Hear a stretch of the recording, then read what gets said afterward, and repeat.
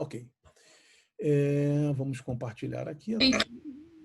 Que isso, para ele falar?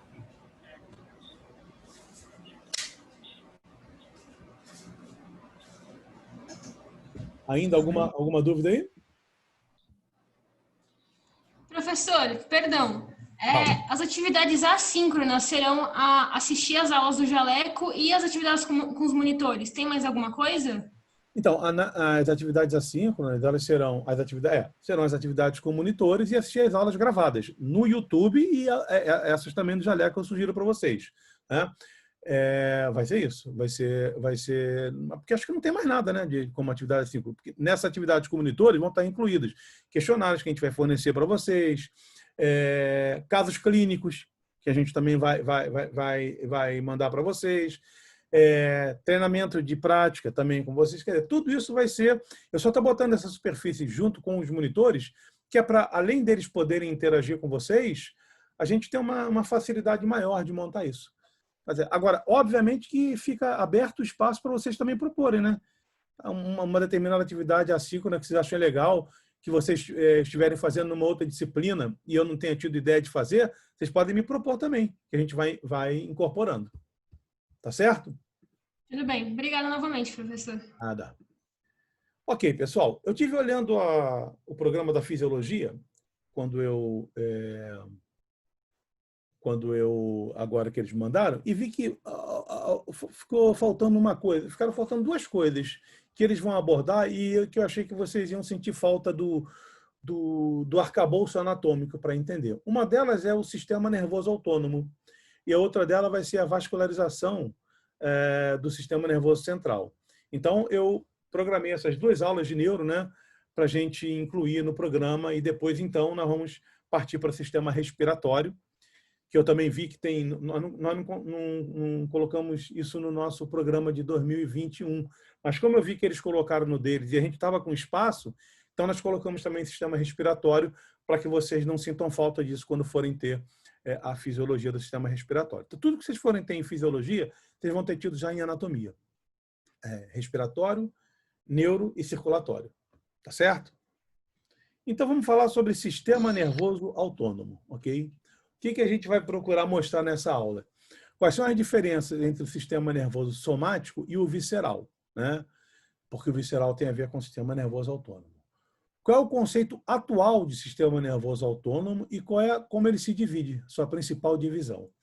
Como que ele se organiza morfologicamente do ponto de vista macro e microscópico? E quais são as diferenças entre as suas duas porções, sistema nervoso autônomo simpático e sistema nervoso autônomo parasimpático? Ok? Muito bem. Esse slide aqui, eu já mostrei para vocês, com algumas diferenças, eu acrescentei algumas coisas, quando eu dei aquela primeira aula sobre sistema nervoso, né? E o que ele mostra? Ele mostra o que é o sistema nervoso, a interação do sistema nervoso com o ambiente, seja esse o ambiente externo, seja o ambiente interno, né? Então, o sistema nervoso, tanto ele vai ter uma parte dele que vai ser encarregado de fazer a interação do nosso sistema nervoso com o nosso corpo, né? E, principalmente, aí o ambiente externo, e uma parte dele que vai fazer a interação do nosso sistema nervoso com o nosso meio interno, nosso ambiente interno, ou seja, as nossas vísceras. Então, um vai controlar o funcionamento do nosso corpo. E quando a gente fala corpo, a gente fala principalmente extremidades, membro superior, membro inferior e paredes do corpo, né? E o outro vai controlar o funcionamento das nossas vísceras. Tá certo? Então, muito bem. O sistema nervoso que controla o nosso funcionamento em relação ao ambiente externo, o funcionamento do nosso corpo, é o sistema nervoso somático. Soma é a mesma coisa que corpo, né? Esse sistema ele vai ter uma parte encarregada da somatossensibilidade, que vai perceber o ambiente externo e as suas modificações, né? Ele vai receber estímulos, por exemplo, de pressão da pele, né? Avaliação da temperatura externa, percepção de imagens, etc., né? Isso vai ser informado ao sistema nervoso E o sistema nervoso, uma vez que ele interprete essas informações, ele vai organizar uma reação a essas informações, né? Que vai ser expressada pela parte somatomotora do sistema, que vai interagir com quem? Com o músculo esquelético, né? E o efeito dessa interação será a geração de um movimento do membro em direção a alguma coisa, ou se afastando de alguma coisa, ou um movimento de uma parede abdominal se movimentando no processo respiratório, etc. Tá? Mas sempre essa ação ela vai acontecer através da contração de um músculo esquelético. Tá? E é interessante notar que essa comunicação do sistema nervoso com esse efetor, que é o músculo esquelético, ela se dá através de um neurônio só. É um neurônio que vai sair ali da medula espinhal, por exemplo, né? No que diz respeito ao pescoço para baixo, e aquele motoneurônio alfa, e o seu axônio vai chegar até o efetor músculo esquelético, né? Na placa motora, e ali, então, ele vai provocar a estimulação desse músculo e o consequente movimento. O sistema nervoso visceral ele vai ter um funcionamento semelhante. Ele vai perceber o que está acontecendo no ambiente interno, no ambiente visceral, principalmente, né? E vai receber estímulos. Esses estímulos são estímulos de, por exemplo, mostrando a pressão sanguínea, a temperatura corporal, né? Isso vai ser percebido por receptores, sejam osmorreceptores, visceroreceptores, mecanorreceptores, né? E nociceptores, que também percebem dor, etc. Eles vão, então, informar isso ao sistema nervoso, e o sistema nervoso, uma vez trabalhada essa informação, vai dar origem a uma resposta visceromotora, né? Essa resposta visceromotora ela vai agir sobre músculos lisos, por exemplo, né? Das vísceras, glândulas, células glandulares, para elas produzirem sua secreção, células adiposas, células imunes, né? Sobre todo esse conjunto celular é que o sistema nervoso visceral vai agir. E essa ordem de ação aqui é diferente. Aqui ela vai ter dois neurônios, como vocês estão vendo.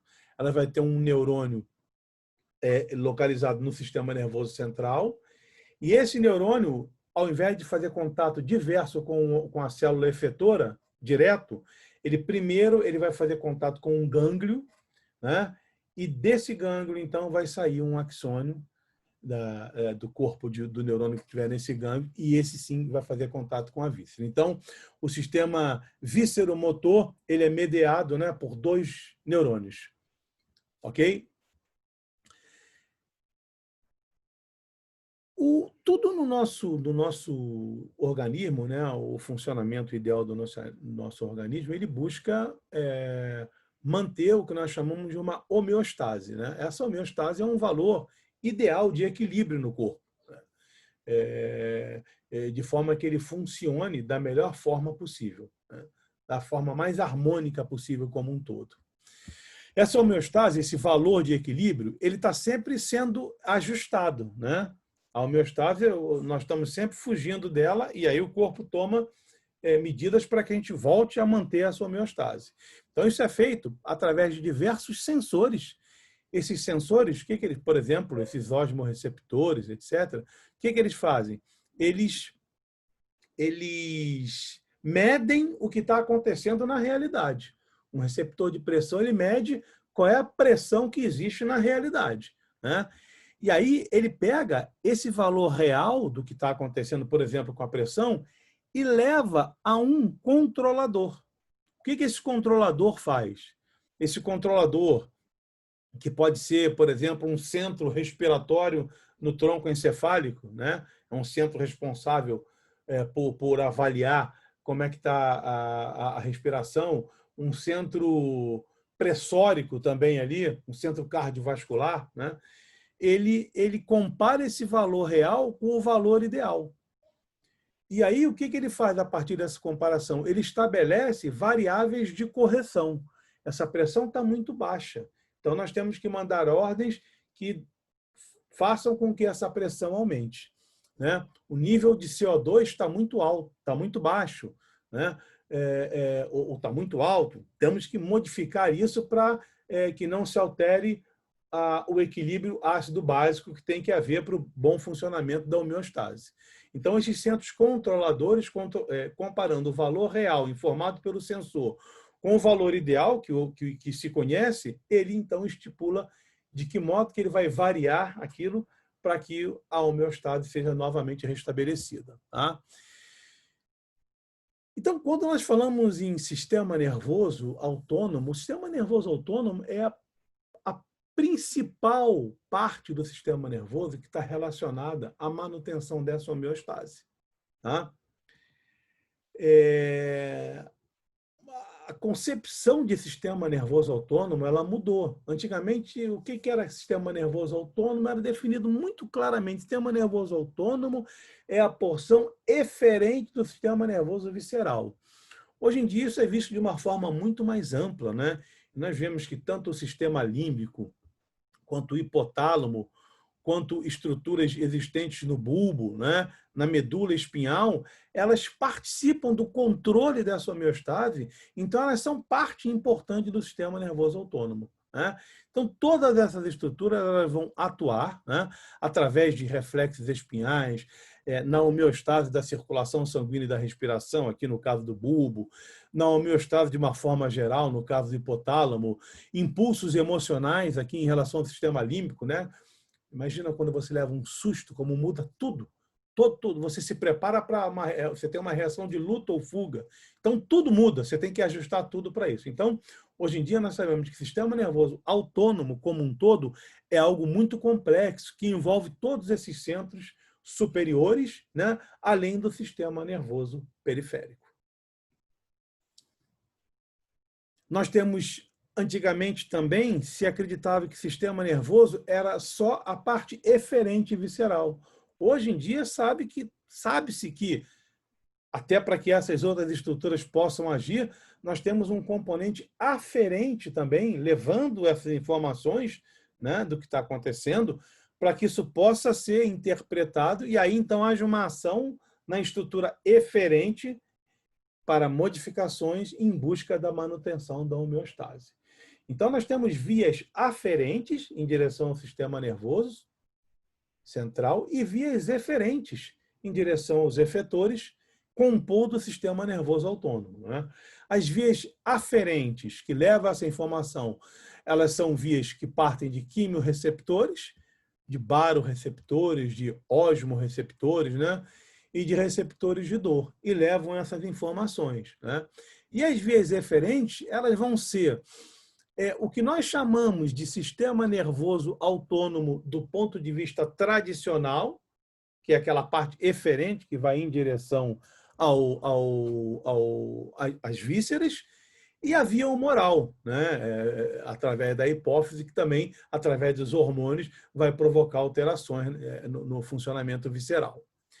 Nós temos estruturas centrais que estão associadas ao controle dessas modificações visando a manutenção da homeostase, que são desde estruturas localizadas no córtex frontal, estruturas como a área olfativa, o sistema límbico, o hipotálamo, o hipocampo, o núcleo do trato solitário, enfim, diversas estruturas centrais, o bulbo, que não está aqui colocado, que vão atuar coordenando essas modificações, né, para que elas possam, então, sempre estar nos mantendo o máximo possível dentro da homeostase necessária para a manutenção da nossa vida. O que antigamente se chamava como de sistema nervoso autônomo como um todo, hoje a gente reconhece como a parte eferente do sistema nervoso autônomo. A parte eferente do sistema nervoso autônomo, ela vai ser dividida em duas partes, né? Sistema nervoso autônomo simpático e sistema nervoso autônomo parasimpático. Tá? A gente vai falar um pouco sobre o porquê desses nomes daqui a pouco. Então, veja, uma parte está aqui no sistema nervoso central. Então, são sempre dois neurônios envolvidos nessa via efetuadora, nessa via efetora, né? Nessa via eferente. O primeiro neurônio vai estar no sistema nervoso central, sempre, em localizações diferentes, dependendo se ele faz parte do sistema nervoso autônomo simpático ou do parasimpático. Mas o primeiro neurônio vai estar sempre no sistema nervoso central. O segundo neurônio vai estar sempre localizado em um gânglio. Lembram da definição de gânglio? É um conjunto de células, né, nervosas fora do sistema nervoso central. Muito bem. Então, vai estar sempre nesse gânglio e desse gânglio, então, ele vai partir em direção ao órgão-alvo. Vejam que isso está mostrado de forma diferente para um e para outro, né? No sistema nervoso simpático, o gânglio ele fica mais próximo do sistema nervoso central. No sistema nervoso parasimpático, o gânglio ele fica mais longe do sistema nervoso central e mais próximo do órgão-alvo, às vezes no próprio órgão-alvo. Tá? Então, nós temos um primeiro neurônio aqui que é chamado de neurônio pré-ganglionar, porque ele está localizado antes do gânglio aqui. E um segundo neurônio, que é o neurônio pós-ganglionar, né? Podemos chamar isso aqui também de axônio pré-ganglionar e isso aqui de axônio pós-ganglionar. Normalmente a gente chama de neurônio. Alguns chamam também de axônio pré-sináptico e aqui axônio pós-sináptico, porque se leva em consideração essa sinapse entre o primeiro e o segundo neurônio. O neurônio pré-ganglionar do sistema nervoso simpático tem um axônio mais curto. E o neurônio pós-ganglionar nele tem um axônio mais longo. Compreensível por causa da sua posição, né?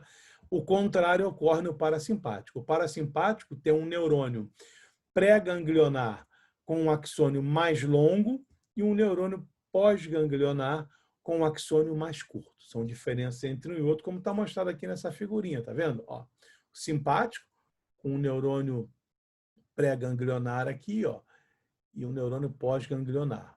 E aqui o parasimpático, a mesma coisa, tá vendo? Ó, olha o neurônio pré-ganglionar aqui, ó, do simpático, como ele é curtinho, e olha o neurônio pós-ganglionar nele, como é comprido. Né? Já aqui é o contrário. Ó. Aqui está o neurônio pré-ganglionar do parasimpático, com um axônio comprido, chegando aqui a um neurônio pós-ganglionar com um axônio curto, já perto das vísceras. É uma outra diferença. São diferenças histológicas. E existe também uma diferença farmacológica importante, né?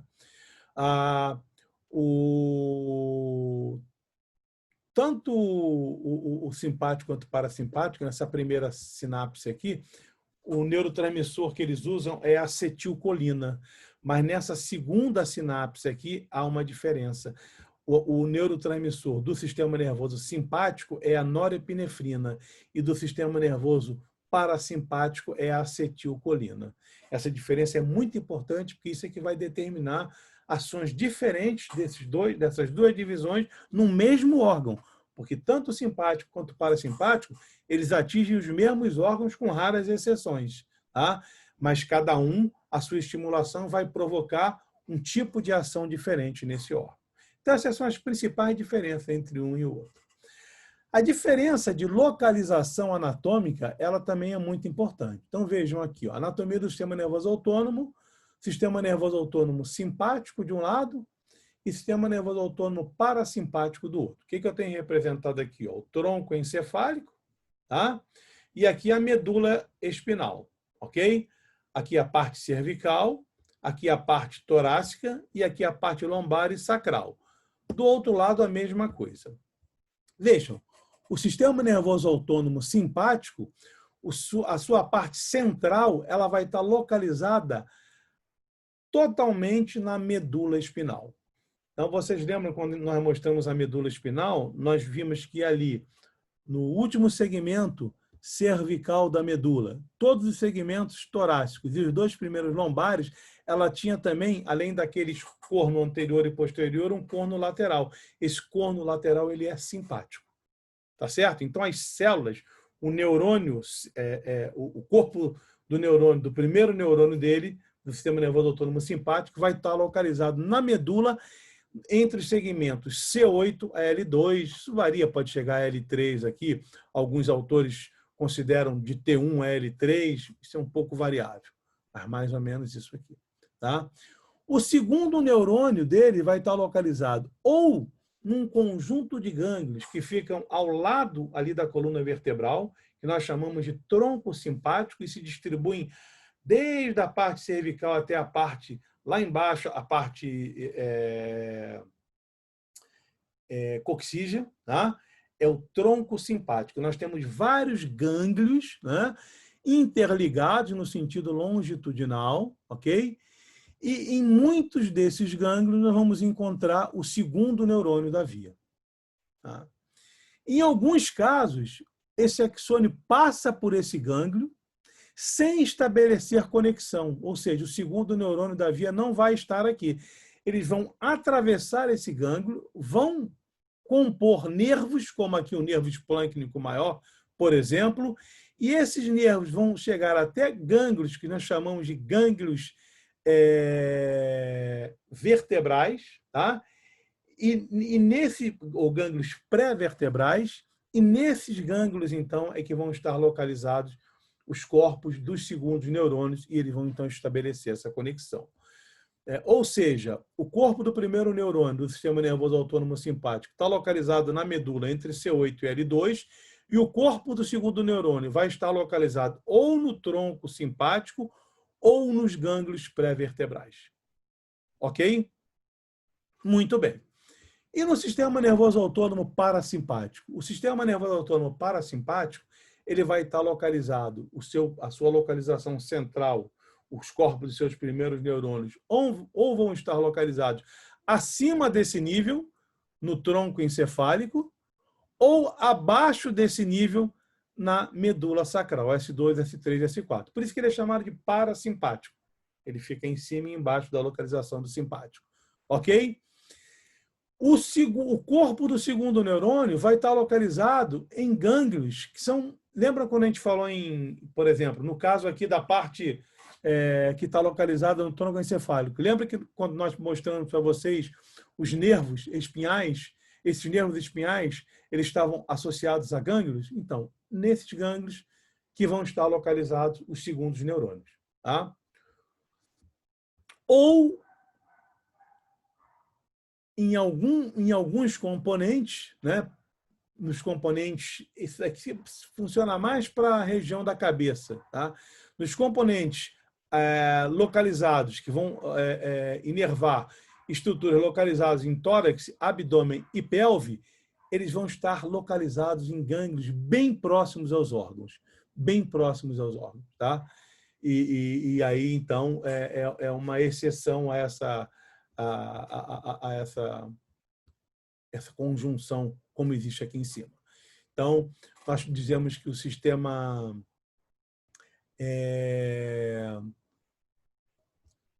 parasimpático, ele é um sistema tronco sacral, né? É um sistema que está localizado no tronco e no sacro. E o sistema simpático, ele é principalmente tóraco-lombar. Ok? Então, essa é a localização anatômica do sistema nervoso autônomo. Então, algumas informações, né? O sistema nervoso autônomo simpático é a porção estimuladora do sistema nervoso autônomo e das reações de luta ou fuga, né? O que é isso? As reações de luta ou fuga, elas vão constituir um conjunto que foi descrito por um médico chamado Cannon como síndrome de emergência de Cannon. Ela corresponde a uma descarga simpática, né?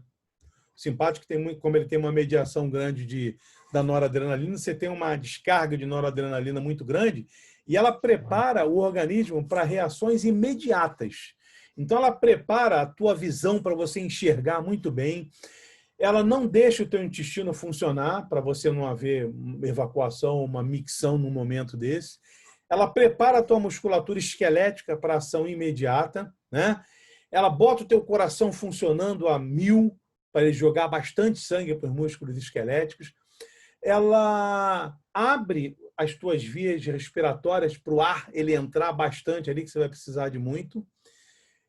Ele desvia o sangue de locais onde você não vai precisar, por exemplo, você fica pálido, porque você não vai precisar de sangue na pele, você vai precisar de sangue nos músculos. Então, essa reação de luta ou fuga é aquela reação que te prepara para lutar ou para fugir. É uma reação primitiva. O que era luta ou fuga? A luta era quando um predador via a sua presa. E ele tinha que empregar o máximo das suas energias para conseguir capturar aquela presa e se alimentar, para sobreviver. E, por outro lado, também era quando ele via o seu predador, que ele teria que usar toda a sua musculatura, todos os seus sentidos para fugir daquele predador, para ele não virar o alimento do predador. Então, isso é uma coisa primitiva, mas que se mantém. Então, hoje, não existe mais a presa e o predador dessa forma, mas se você está na rua e chega um assaltante e te mostra um revólver, ele virou o predador e você virou a presa. Então, ocorre uma reação dessa, né? E qualquer susto que você leve, né? Mesmo com coisas mais inocentes, né?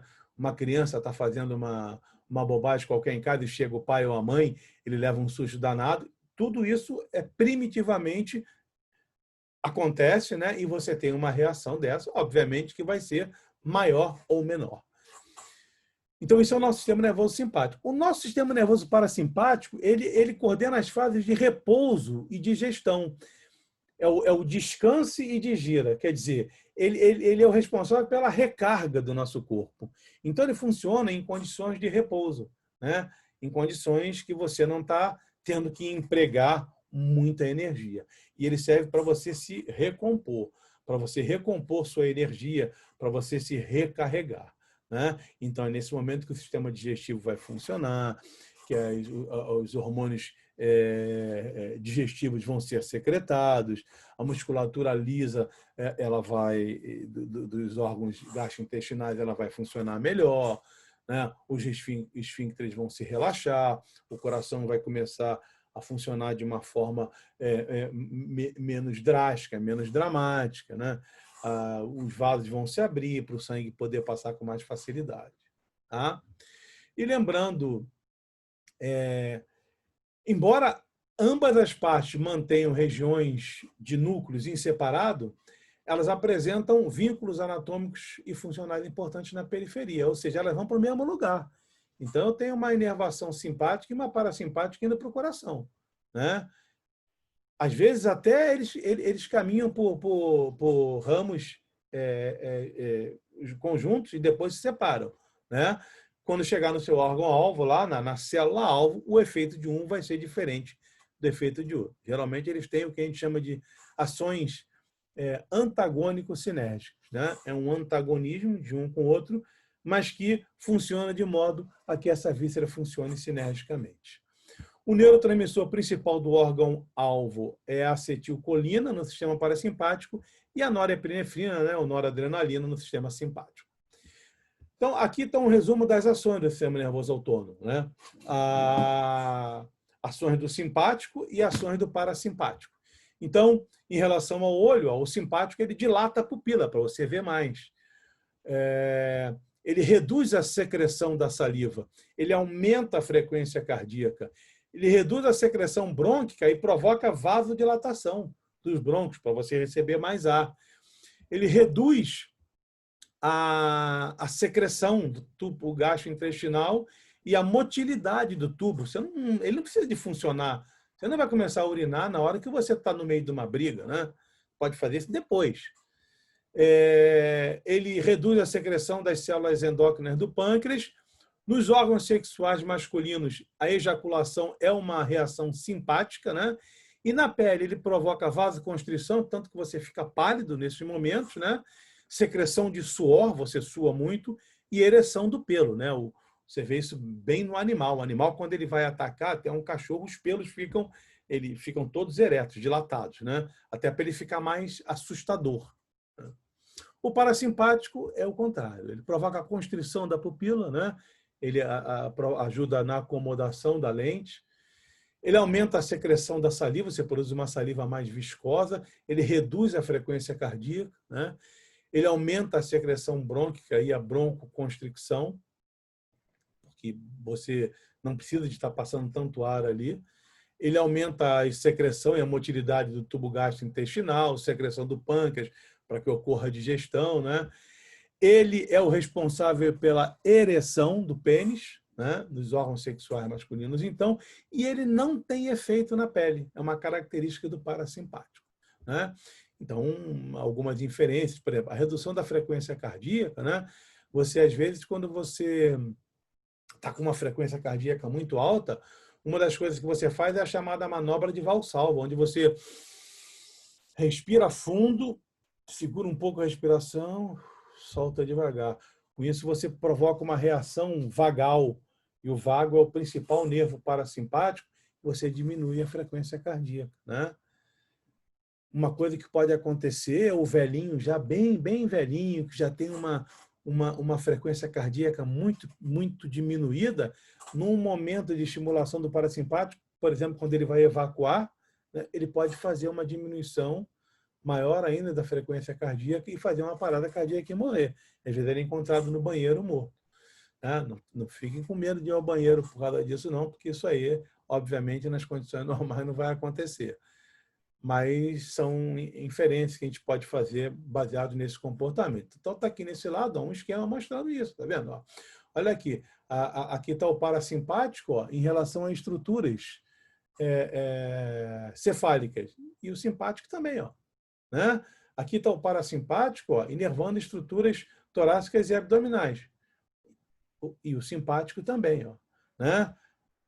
Simpático inervando estruturas pélvicas, parasimpático também. Então, as estruturas, na sua grande totalidade, maioria, quase totalidade, tem tanto inervação simpática quanto parasimpática, que vão determinar ações, né, diferentes.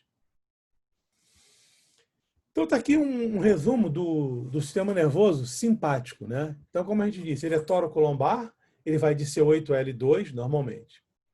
Então, está aqui um corte da medula, né? No nível entre C8 e L2, e você tem aqui, então, ó, o corno lateral, ok? Você tem aqui, ó, por exemplo, uma estrutura, um nervo aqui, ó, indo para a pele, tá vendo? Ó? Esse nervo, se você for acompanhar, ele está vindo daqui, ó.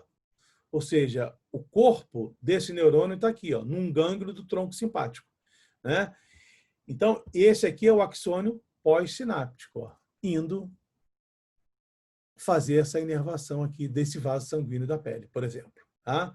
E isso aqui, ó, é o axônio pré-sináptico, ó, tá vendo? Onde é que ele vai estar o corpo dele? Naquele corno lateral da medula. Tá certo? Então, como é que isso acontece? Você vê, interessante, ó.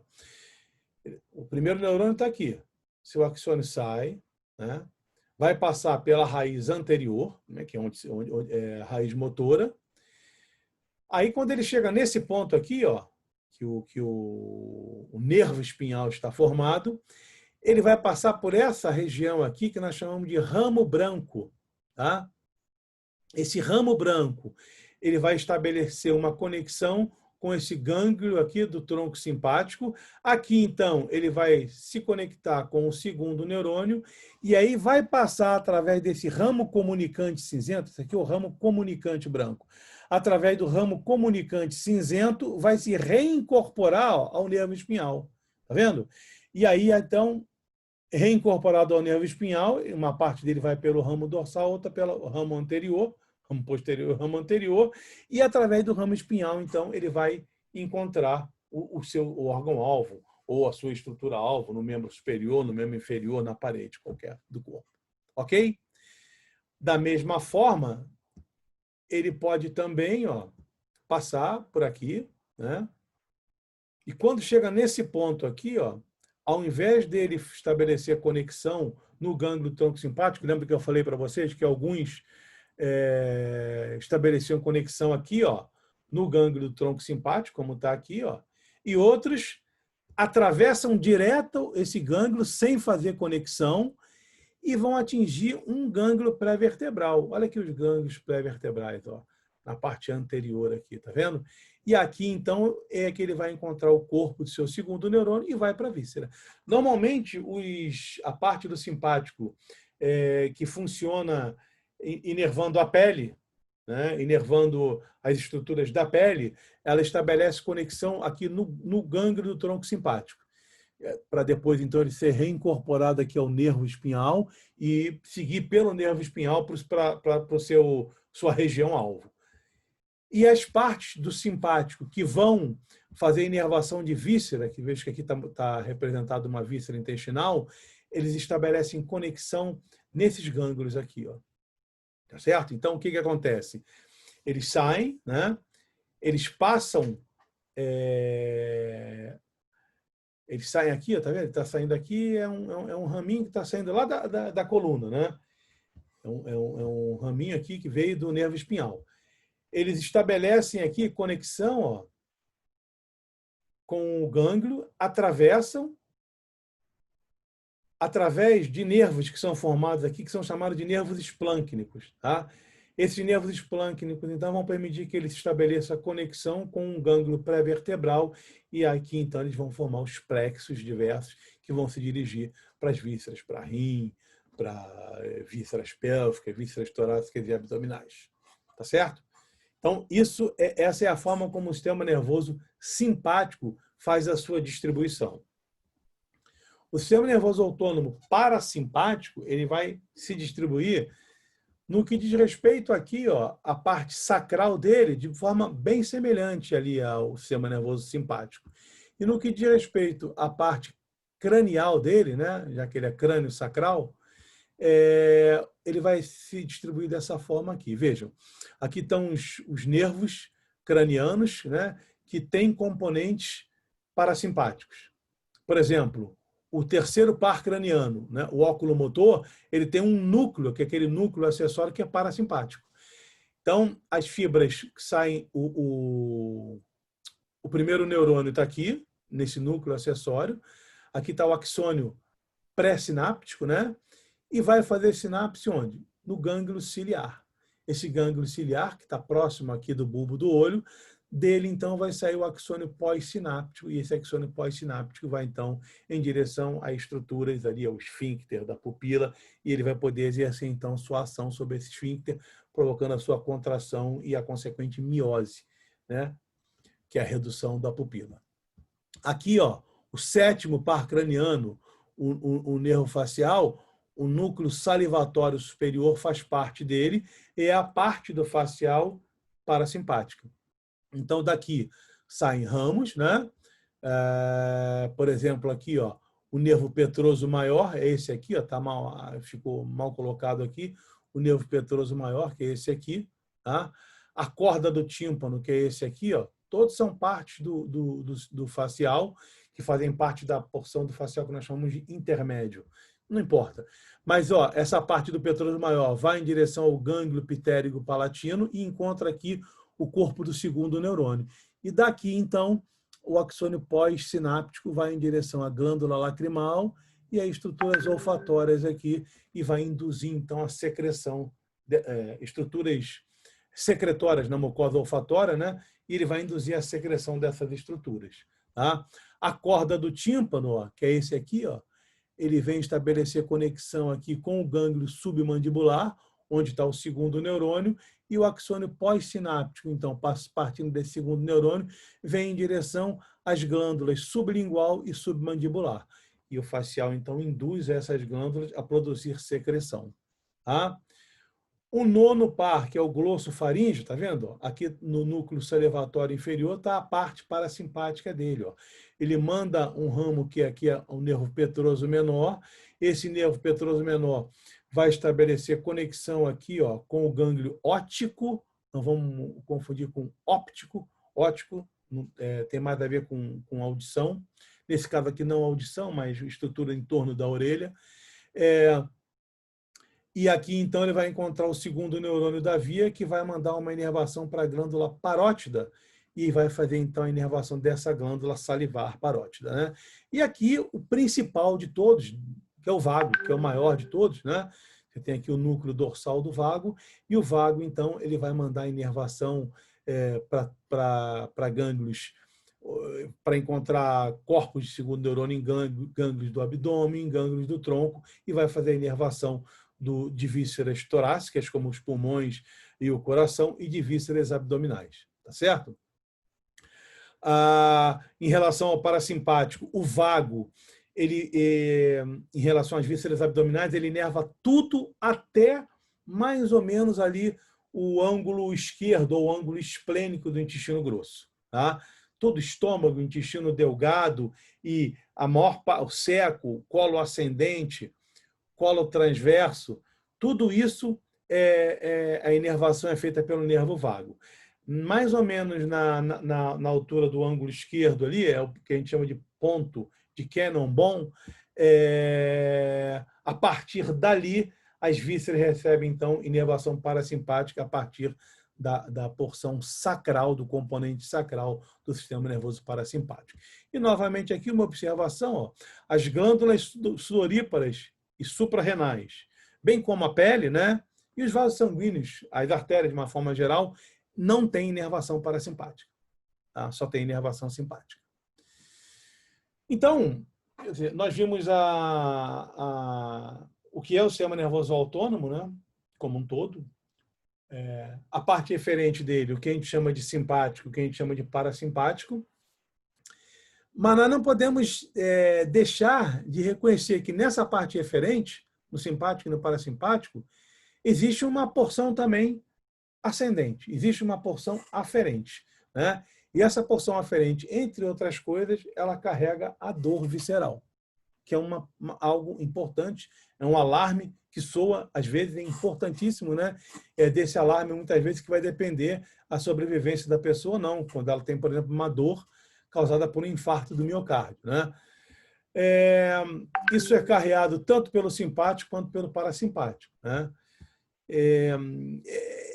Não é um componente muito intenso. Apenas 5% das fibras nociceptivas, elas pertencem ao sistema nervoso central.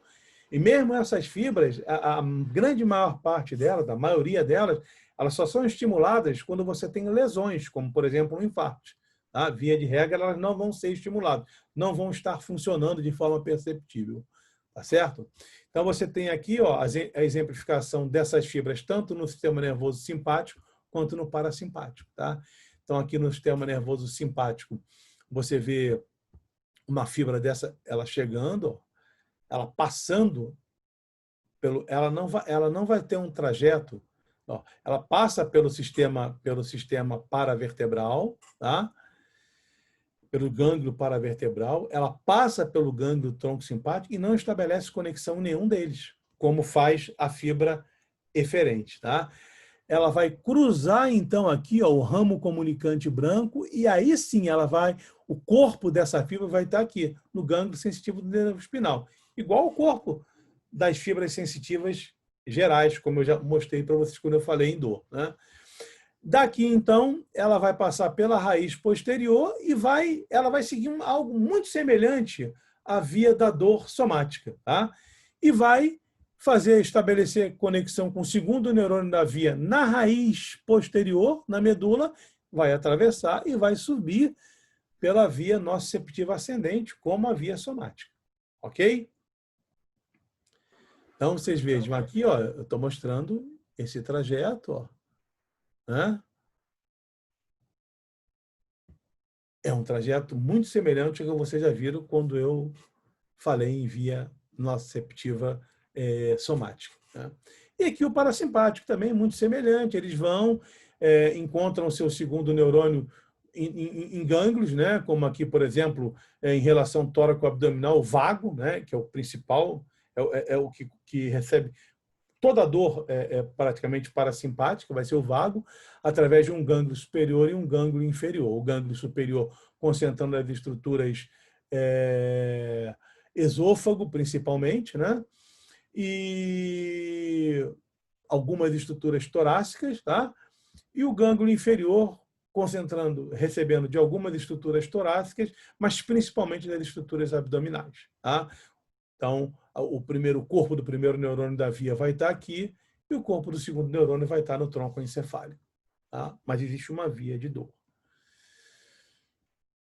E aí, isso nos faz pensar em algo extremamente importante, porque, como eu falei para vocês, né, você tem aqui ó, uma via somática, você tem aqui uma fibra aferente somática. Né? Essa fibra ela percebe dor, por exemplo, dessa região aqui, da pele, né? Ela vem, passa pela raiz posterior, encontra o corpo do seu neurônio, desse neurônio aqui, né? É o corpo desse primeiro neurônio, passa pela raiz posterior e estabelece conexão com o corpo do neurônio, do segundo neurônio, já no corno posterior da medula espinhal. Daqui ela vai cruzar e vai subir pela via nociceptiva contralateral. E a fibra aferente visceral? Como eu mostrei para vocês, aqui é um coração que está sendo mostrado. Ela vai cruzar, vai passar por aquele gânglio pré-vertebral, vai passar pelo gânglio do tronco simpático, não vai estabelecer conexão, aí vai, através do ramo comunicante branco, alcançar o nervo espinal, vai alcançar a raiz posterior desse nervo e aqui também no gânglio da raiz posterior vai encontrar o corpo do seu neurônio. A partir daqui, o prolongamento central desse corpo de neurônio vai seguir um caminho muito semelhante, aliás, igual ao da fibra somática também, né? Sensitiva. E quando ele chega aqui, ó, ele vai ter duas opções. Uma é ele, através de um neurônio internuncial, formar um curto-circuito aqui, um arco, com a fibra eferente visceral, né? E vai levar uma ordem para essa víscera, ou ele vai mandar uma conexão, estabelecer uma conexão também aqui, ó, com o corpo do segundo neurônio, também aqui no corno posterior da medula, e isso vai seguir o mesmo trajeto a partir daí do somático e vai se incorporar via nociceptiva e ter um trajeto superior. Então, pessoal, o que a gente observa? Que o estímulo que veio aqui, ó, da pele, desse ponto, ela vai atingir o mesmo local do estímulo que veio aqui do coração. E aí, isso vai originar o que a gente chama de arco reflexo viscerocutâneo. Ou seja, a dor percebida aqui vai ser informada no mesmo local que a dor percebida aqui. E aí acontece, então, da dor no coração, por exemplo, ser percebida pela pessoa como uma dor nessa parte aqui da pele. É o que nós chamamos de dor referida. A dor é no coração, mas ela se refere a essa dor, ela sente essa dor nessa parte aqui da pele, do corpo. Tá? Então, isso é o que nós chamamos de dor referida, que acontece por causa de um arco reflexo viscerocutâneo. Isso é, ainda assim, a gente conhece a dor referida, a gente sabe onde ela é referida, eu vou mostrar para vocês, mas esse mecanismo ainda é muito estranho, porque é obscuro, porque, por exemplo, o contrário você não tem. Se você estimular aqui essa região, a dor vai ser percebida aqui, você não vai perceber essa dor na víscera, né? Então, isso não é ainda bem conhecido como isso acontece. Mas o que a gente sabe na prática é que uma dor oriunda de uma víscera, ela quase sempre vai ter uma expressão em uma parte do corpo. Tá? Vai ter uma representação somática. Então, é o reflexo viscerocutâneo que dá origem à dor referida. Um neurocirurgião, neurologista inglês chamado Henry Head, ele mapeou essas referências de dor e criou, então, esse quadro que a gente chama de zonas de Head, que é bastante conhecido e bastante estabelecido. Então, você sabe exatamente em que ponto que são referidas as dores. Por exemplo, uma dor que esteja sendo causada por algo que esteja acontecendo ali na parte central do diafragma, ela é referida nessa região aqui. Tá? Aqui é fácil até de entender, a parte central ali do diafragma, ela é inervada pelo frênico, a origem dela é lá em cima, é cervical. Né? Então, você tem uma referência ali nas regiões inervadas pelo frênico. E a dor do coração, ó, né, ela é referida nessa região aqui de T3 e T4, a dor do esôfago aqui, uma dor do estômago aqui, fígado e vesícula biliar, intestino delgado, intestino grosso, e assim vai. Né? Então, você vai ver, por exemplo, que a dor da passagem de um cálculo renal, dependendo de onde esteja o cálculo, se ele está mais superiormente ali na transição da pelve com o ureter, se ele está mais inferiormente ali no momento em que o ureter está passando para entrar na pelve óssea, né? Na cavidade pélvica, ou se ele está ali mais naquele impactou ali quando ele vai entrar na bexiga, essa dor vai sendo referida em regiões diferentes do corpo, né? Então, isso é algo muito importante que o médico tem que conhecer para, a partir dessa dor, não havendo nada nessa região que justifique a dor, ele possa inferir, então, que esteja acontecendo uma patologia em uma víscera, né? Então, o conhecimento dessas zonas de RED é bastante importante, pessoal. E, já terminando, o sistema nervoso anatômico sempre ele embarcou tudo que era em direção às vísceras, né? Mas, hoje em dia, sabe-se que existem situações que são... A gente acaba incorporando ao sistema nervoso autônomo, mas são inervações independentes, diferentes. Independentes até certo ponto. Por exemplo, o sistema digestório ele tem um sistema intrínseco de inervação, que nós chamamos de sistema nervoso entérico. Assim como o coração, vocês vão ver, eles têm um sistema intrínseco de inervação, que nós chamamos de sistema de condução cardíaco, ou sistema de ativação cardíaco. O sistema nervoso entérico ele tem plexos, como, por exemplo, aqui o plexo mioentérico, né, que fica aqui entre a camada longitudinal e a camada circular de musculatura lisa, esse plexo que está mostrado aqui, ó, como esse plexo aqui, ó, que é o plexo submucoso, né, ele se divide numa parte externa, que é o plexo mucoso externo, ou de Chabadash, e uma parte interna que é mais conhecida, que é o plexo de Meissner, né, submucoso interno, que vai atuar aqui mais sobre as secreções e aqui sobre o funcionamento da musculatura. Eles têm condições de atuar sozinhos, tá? Mas eles sofrem a influência do sistema nervoso autônomo. O sistema nervoso autônomo ele vai influenciar a ação desses plexos intrínsecos aqui desse sistema nervoso entérico, assim como ele vai influenciar a ação da parte intrínseca do coração. Mas essas estruturas, elas por si só, elas têm condições de fazer o sistema entérico funcionar, tá? Então, hoje em dia, a gente sabe que essa entidade, sistema nervoso entérico, é uma entidade isolada, extremamente importante para o funcionamento do sistema nervoso, para o funcionamento, né, do tubo intestinal isoladamente. Lembrando, o sistema nervoso simpático ele tem uma ação importantíssima sobre as artérias, né? A estimulação do sistema nervoso simpático vai provocar ou a vasodilatação ou a vasoconstrição. Quando ele provoca vasodilatação, ele diminui a pressão arterial. Quando ele provoca vasoconstrição, ele aumenta a pressão arterial, né? Às vezes a gente tem que ter vasoconstrição sendo provocada e às vezes a gente tem que ter vasodilatação. Tudo isso em busca da manutenção da nossa homeostasia, tá? Então, a fibra simpática pós-ganglionar, ela chega no vaso sanguíneo e ela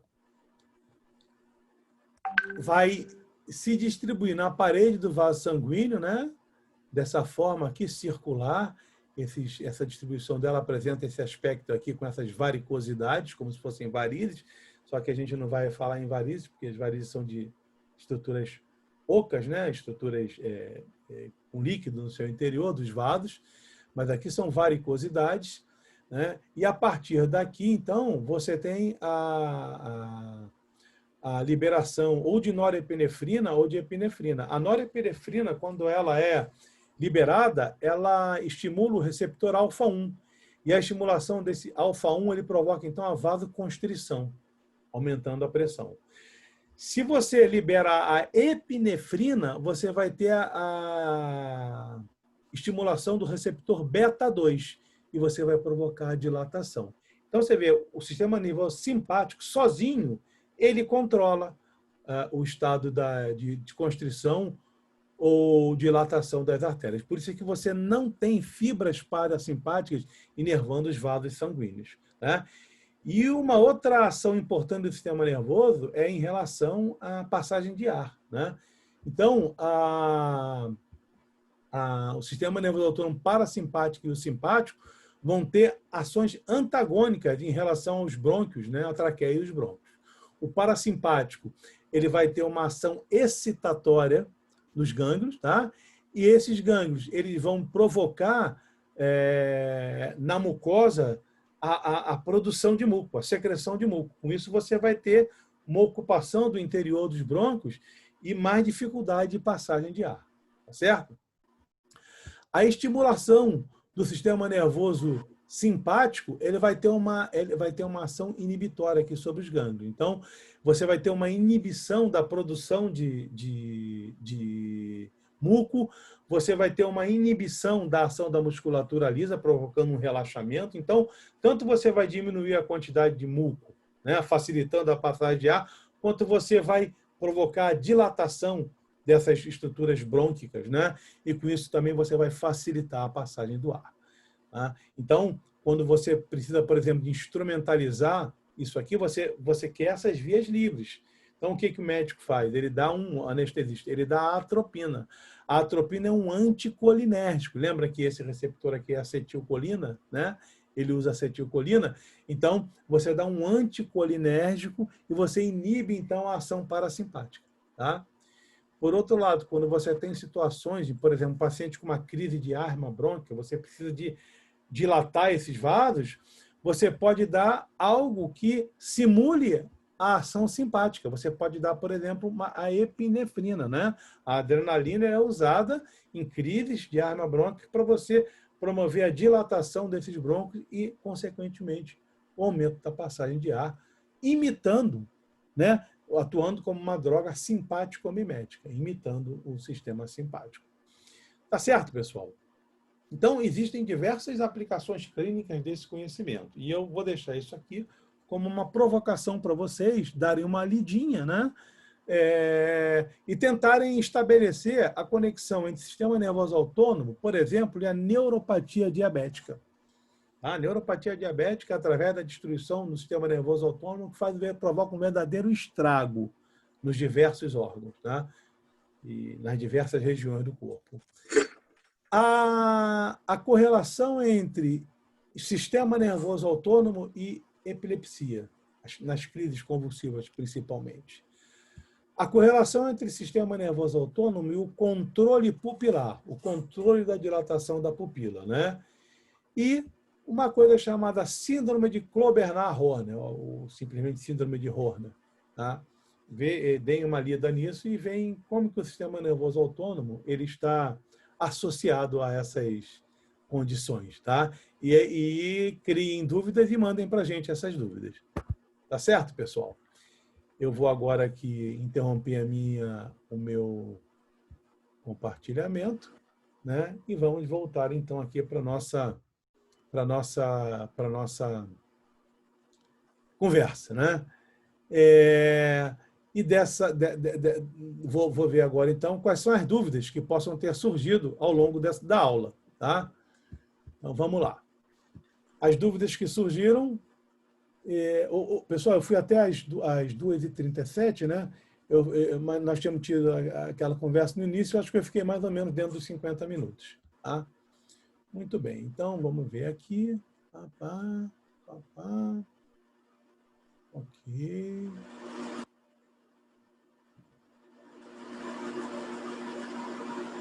A gravação da aula, eu peço a pessoa ver os microfones aí, né? A gravação da aula está sendo feita, então vou mandar. Aí tem uma pergunta aqui que eu não entendi. Tem uma pergunta aqui, ainda se os slides serão disponibilizados no AVA. Pessoal, eu não disponibilizo muito slide, não, assim, porque eu uso muito slide que não são meus, que têm direitos comerciais. Então, eu não posso disponibilizar os slides. Mas as aulas, né, elas vão estar gravadas, então vocês vão ver. Quem faz essa mensuração? Eu não sei que mensuração é essa, né? Essa ação do nervo facial sobre as glândulas seria motilidade visceral? né? Sim, a motilidade visceral, né? A ação do nervo facial, ele faz sobre as glândulas sudoríparas, né? Ele faz sobre a glândula submandibular e a sublingual. Interessante, né? Ele atravessa a glândula parótida, mas não inerva a glândula parótida. Quem faz a parótida é o glossofaríngeo. Mas é isso aí. E também a glândula lacrimal. Essa ação, ela é visceral, é motilidade. Ele provoca a secreção, né, dessas vísceras e dessas glândulas que são vísceras e consequentemente, a produção da sua secreção. As ações do simpático e parasimpático no reprodutor feminino. O parasimpático ele tem uma ação no reprodutor feminino também de dilatação, né? A pelve feminina, os vasos pélvicos femininos, quando a mulher tem uma excitação sexual, eles também se dilatam, né? E isso quem provoca é o parasimpático, né? Toda a ereção feminina, né, a ereção do aparelho clitoridiano, ele é uma dependência parasimpática, né? Existem até algumas condições em que associam essa ereção e essa vasodilatação a cólica, principalmente quando a mulher não tem orgasmo, né? Após essa ereção. Então, isso pode provocar alguns tipos de cólica pélvica por causa disso, mas é uma ação semelhante à do homem também. Nessa parte de dor visceral, foi dito que 5% das fibras pertencem ao sistema nervoso central. Não, o que eu quis dizer foi o seguinte, mas estava escrito SNA no slide. O que eu quis dizer foi o seguinte, que do total das fibras nociceptivas do corpo, 5% elas são do sistema nervoso autônomo, entendeu? De todas as fibras nociceptivas, de outros lugares, etc., 5% são do sistema nervoso autônomo. Quer dizer, não é um percentual grande, tá? Mas elas existem. Você poderia repetir sobre a importância das zonas de RED? Então, as zonas de RED, foi como eu falei para vocês, o RED ele mapeou o corpo e viu quais partes do corpo que correspondiam à dor em quais vísceras. Então, ele viu, por exemplo, aonde se projetava a dor oriunda do coração, né? Qual é a parte do corpo que, quando você sente dor e não tem nada ali que explique essa dor, pode significar que essa dor é oriunda do coração. E então, a importância é que você, quando tem dor nessas regiões, né? E não tem nada nessa região que justifique, você pode, pode ser um cálculo renal, isso pode ser uma esofagite, isso pode ser uma úlcera gástrica. Então, essa é que é a importância, você poder fazer diagnóstico de patologias viscerais a partir da expressão de dores na parede do corpo, né? É um mapa que o RED fez disso, que é importantíssimo. Tá? Muito bem. Sistema nervoso entérico, pessoal, é isso. O sistema nervoso entérico é um sistema nervoso intrínseco do intestino, né? Existe ali no intestino um sistema nervoso intrínseco que tem condição de funcionar independentemente. Tá? Independentemente, ele bota o intestino para funcionar.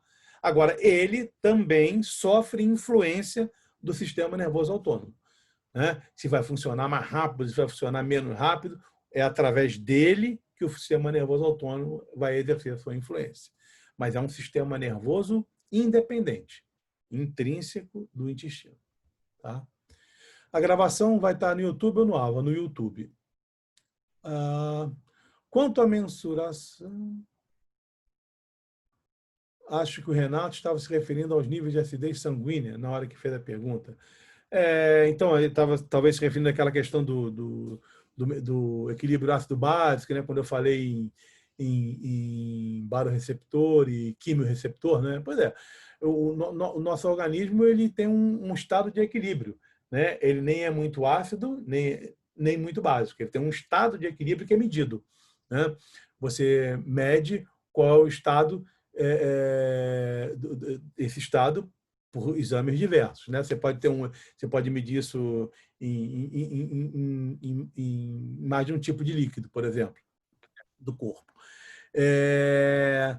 E aí, esse equilíbrio ácido-básico ele vai ser influenciado por diversas coisas, mas principalmente obviamente, pela respiração. Por exemplo, vai ser os gases eles vão fazer entrada e saída através da respiração, né? E vão para o sangue. Então, geralmente você mede, se você quiser uma medida o mais precisa possível, você mede isso direto no sangue arterial.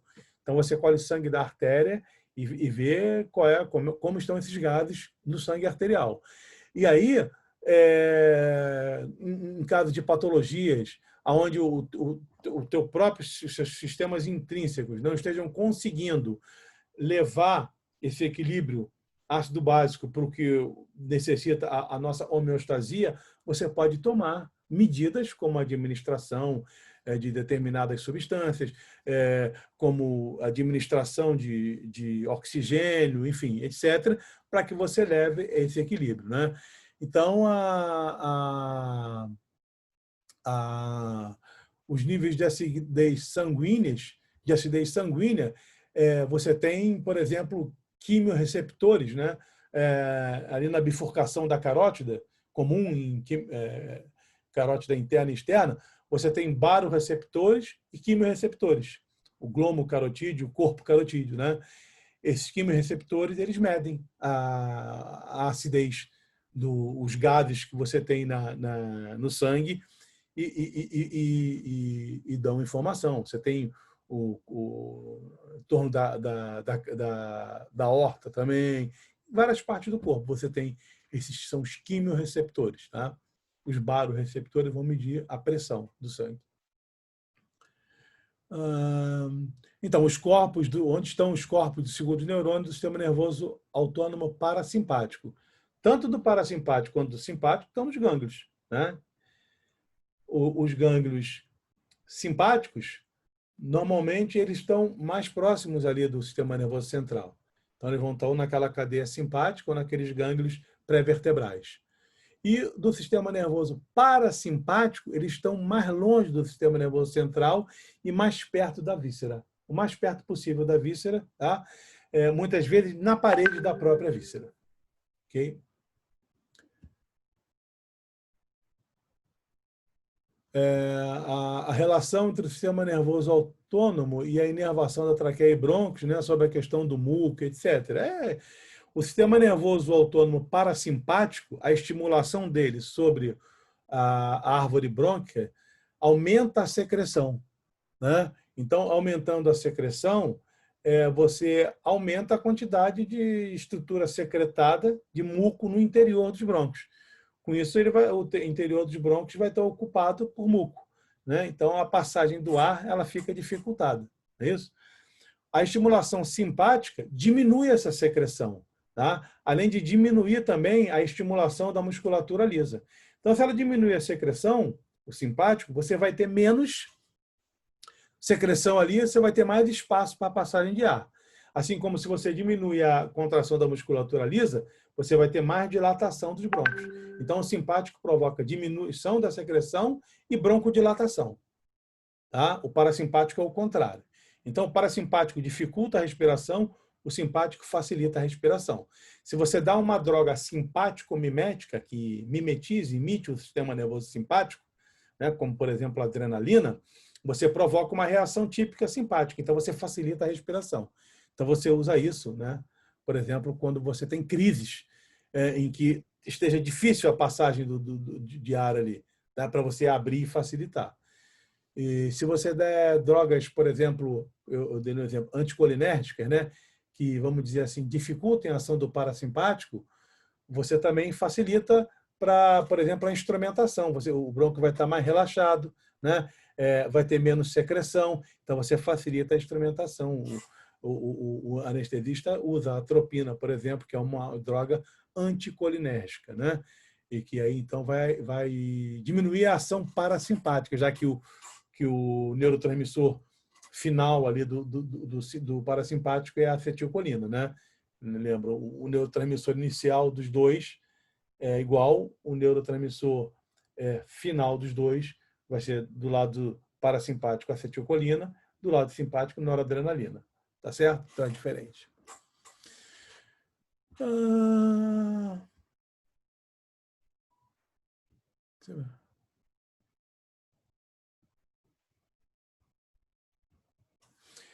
o senhor poderia falar novamente como se encaminham as fibras eferentes do sistema nervoso autônomo? Além disso, tem alguns órgãos inervados pelo sistema nervoso autônomo parasimpático que o gânglio se encontra dentro do órgão e outros não. Tem motivo para isso? Deve ter, eu não sei te dizer, sinceramente. Talvez a localização do órgão, né, ela contribua para que anatomicamente a melhor disposição seja essa. Tá? Mas realmente tem órgãos que o parasimpático, o gânglio, onde vai estar o segundo neurônio, vai estar no interior da víscera, né? E outro vai estar fora da víscera. Exatamente porque eu não sei te dizer, mas isso é uma observação anatômica, né? Então, como que se encaminham as fibras eferentes? É aquilo ali, a fibra eferente do sistema nervoso autônomo simpático, né?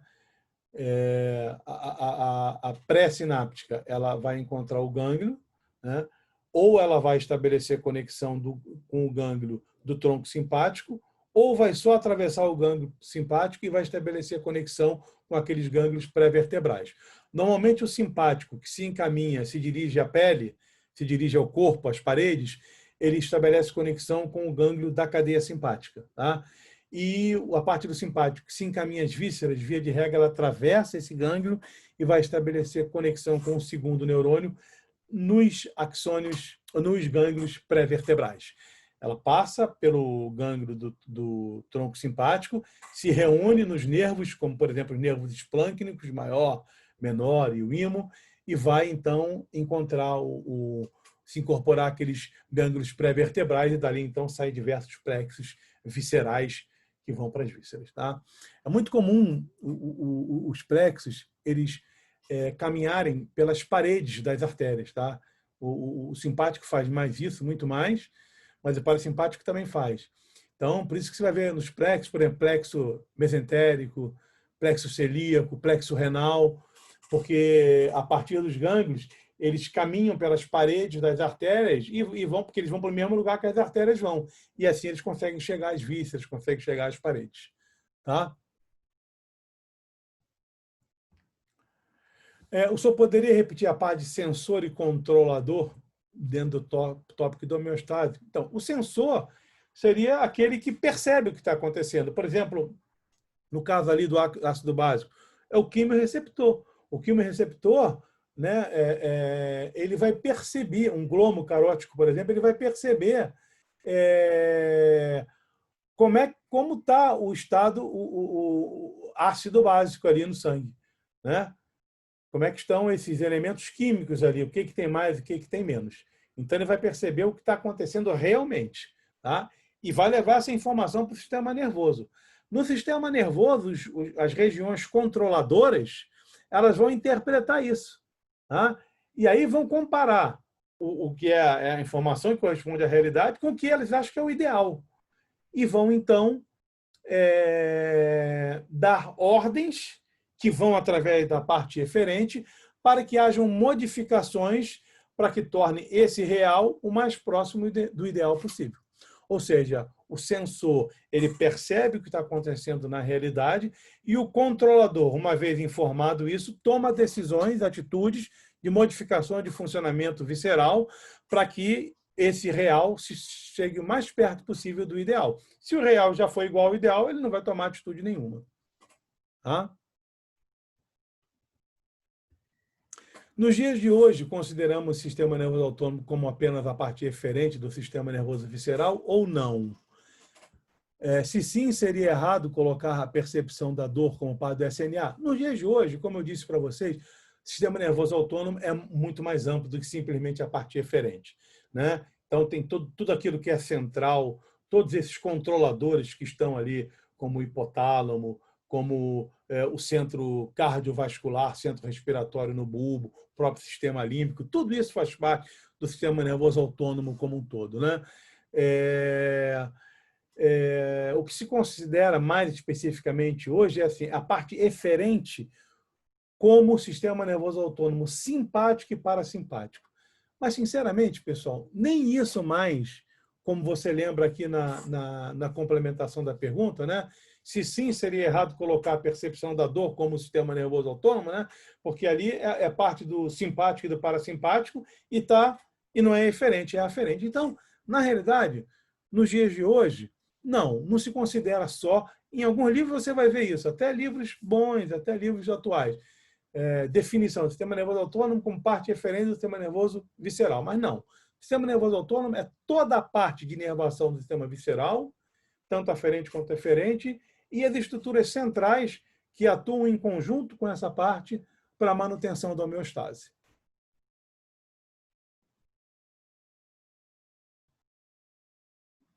Aí uma pergunta aqui, entre o sistema nervoso simpático e o parasimpático, qual é o pior em gravidade caso ocorra lesão? Uma reação simpática e parasimpática, né? As lesões do sistema nervoso simpático e parasimpático, todos os dois podem ter ações que vão desencadear gravidades, que vão ter gravidades semelhantes. Até porque, quando você tem lesão, geralmente você leva os dois, né? Você leva o sistema nervoso autônomo, porque eles caminham muito perto um do outro ali. Então, as lesões elas são lesões que são provocadas nos dois. E a estimulação tanto excessiva, tanto de um quanto do outro, pode levar também até a morte, né? Estimulação excessiva do sistema nervoso simpático, né? Por exemplo, uma intoxicação, uma overdose de um entorpecente, ela pode levar o coração a uma frequência cardíaca tamanha que vai provocar um infarto. Da mesma forma, uma hiperestimulação do parasimpático pode diminuir tanto a frequência cardíaca que vai provocar uma parada cardíaca. Então, a gravidade ela existe tanto pela estimulação de um quanto do outro, e a lesão normalmente ela vai ser conjunta. Professor, eu não entendi como a dor visceral é sentida de forma cutânea nas zonas de RED e por que o contrário não ocorre. Eu também. E ninguém até agora sabe exatamente por que isso acontece. Isso é um mistério ainda, né? Então, realmente, essa é uma pergunta que quem responder é um candidato aí a estar ingressando em Nobel. Mas, por enquanto, não tem resposta para essa pergunta. Agora aqui uma cabeluda. A reflexologia usada na medicina chinesa se relaciona às zonas de RED? Como acontece o caminho da pressão de partes externas do corpo e o alívio de dores viscerais nesse caso? Quem sabe, né? Pode ser. Existem outras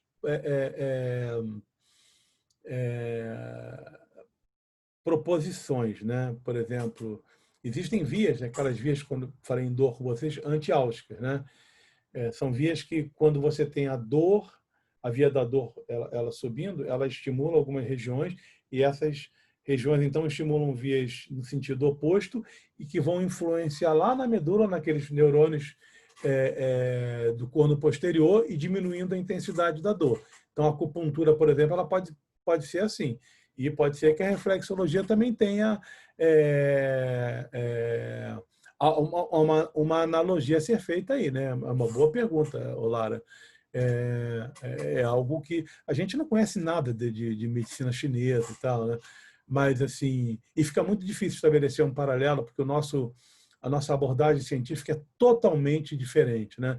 Mas, assim, isso é um paralelo, quem sabe, possível. Algo para a gente ler mais, né? Para a gente conversar mais e aqueles que se dedicarem à pesquisa até pesquisarem isso, tá? Mas é algo bem que dá para a gente pensar. Então, pessoal, acho que foram respondidas todas as perguntas, né? E nós vamos, então, encerrando assim. Eu vou aguardar agora a comunicação da Beatriz para a gente ver essa parte com os monitores, para ver como que a gente vai organizar essa parte assíncrona das atividades de vocês, ok? Obrigado pela presença e até a próxima, na segunda-feira agora, sobre sistema circulatório do sistema nervoso central, tá? E eu vou encerrando aqui. Uma boa tarde para todos vocês.